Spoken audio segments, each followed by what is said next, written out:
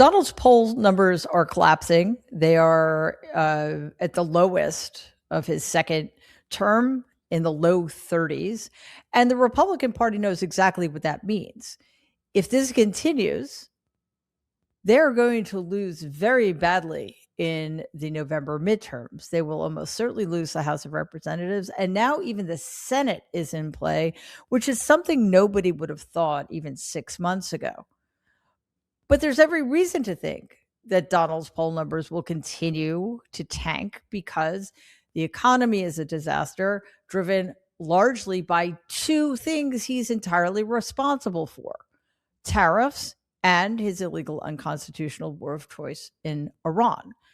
The midterms are only 6 months away. And historically, like even in the best of times, the party in power almost always loses, simply because American voters are fickle. But now they have real gripes, which puts the entire Republican Party at an even greater disadvantage than they would normally be. And again, that is driven by Donald's unpopularity as a president, as a person, and as somebody who has clearly demonstrated he does not have the American people's best interests at heart. Here's the other thing. Donald obviously is not running for any office. Sadly, his term doesn't end until 2028, but he is still on the ballot. He returned to office last year with an approval above 50%, which should shock us to our core. But over a year later, as I said, those numbers have dropped precipitously, as low in some polls as 33%. Even Republican strategists are openly warning about a brutal midterm environment. And when you look at the numbers, you're going to understand why. Take a look here. This is the difference. Trump's approval rating at this point in terms. Independents who lean Republican versus those who are just Republicans only. Look at this among independents who lean Republican. Back in term number one, he was at 73% at this point in term. Down he goes, an absolute collapse now. Just 53% of independents who lean Republican now approve of the President of the United States.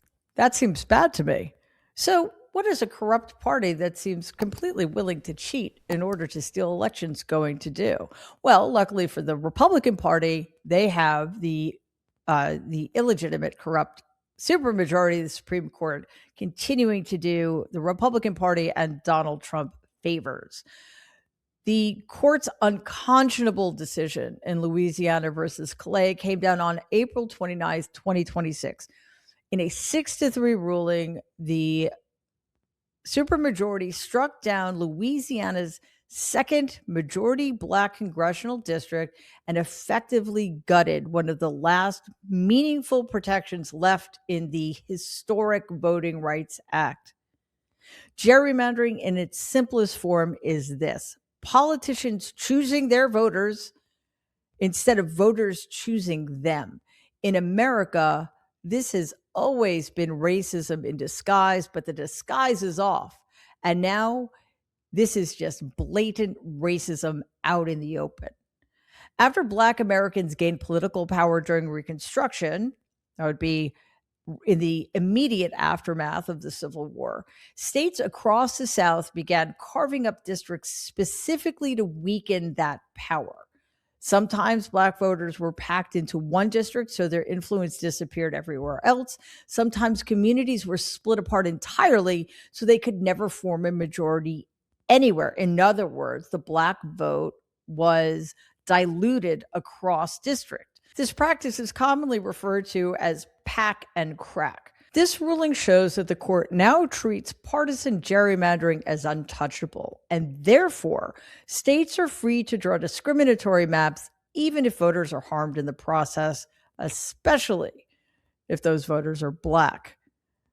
SCOTUS, in other words, has ruled on the erroneous assumption that America has somehow solved its racism problem, thereby opening the door to red states engaging in blatantly and egregiously racist behavior.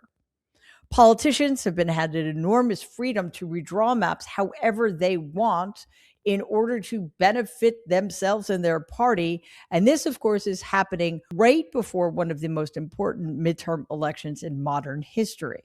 So how did we get here? Well, the Supreme Court waived its own standard 32-day waiting period and finalized the decision in less than a week. That's how desperate they were to fall over all over themselves to do Donald and the Republican Party a solid. This immediately allowed Louisiana Republicans to halt elections that were already underway. More than 100,000 ballots had already been cast. Florida's governor signed a new congressional map the very same day. Republican controlled legislatures across the South began preparing special sessions and new maps. Analysts estimate that Republicans could gain up to 18 additional House seats through the maps already passed or now being rushed forward after Louisiana versus Clay. That could decide control of Congress, even if voters nationally reject the Trump regime and the Republicans in office or running for re-election who support it.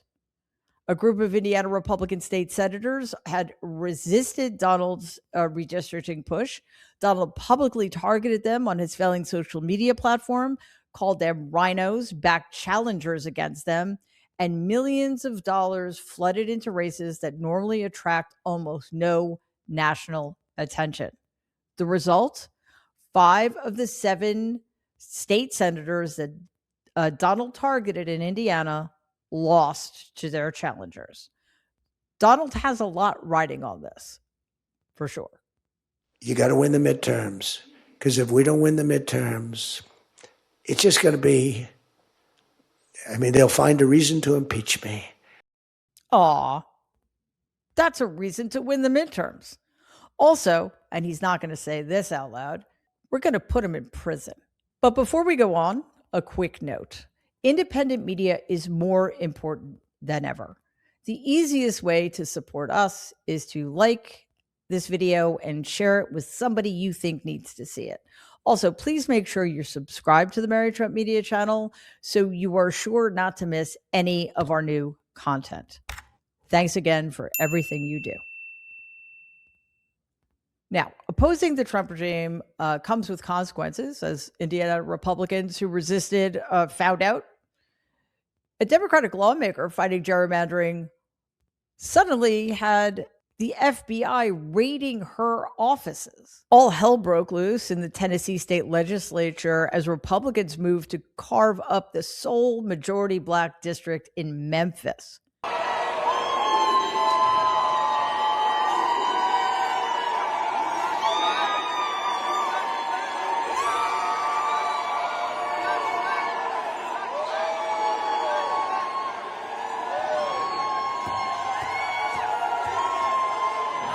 Now you got me all tied up. Now you got me all tied up. My brother ain't doing nothing to nobody. He ain't doing nothing to nobody. You don't walk out like yourself. Move the back. Boy! Yeah, let Pearson go. Let Pearson. What's wrong with you? Chief Justice John Roberts may have had it as his main life's ambition to overturn the Voting Rights Act, but he and the other members of the corrupt, illegitimate Supreme Court supermajority have no idea what they have unleashed here.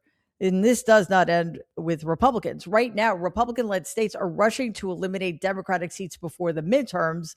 They see an opportunity and they're moving fast, but blue states are watching all of this too. New York, Illinois, Maryland, Colorado, California. Democrats in those states are already discussing whether they now have to fight the same way just to compete, just to level the playing field. Because again, the Republican advantage now has been achieved through cheating. Democrats have to realize that we cannot fight by playing by rules that no longer exist. We need to be doing the same thing in blue states to rewrite the balance and then fix it later on down the road. Unfortunately, because the system is so corrupt and we are dealing with a Supreme Court that is completely in the tank for Donald and the Republican Party, it's going to be an uphill battle because we just learned this morning that the Virginia Supreme Court, in a 4-3 ruling, threw out the maps that Virginia voters had approved. So we are once again at a greater deficit. We will have much, much more to say about that. Suffice it to say, this is an issue we all need to keep our eye on and take very, very seriously. Please like and share this video. And if you believe in our mission, please subscribe to the Mary Trump Media channel. Thanks.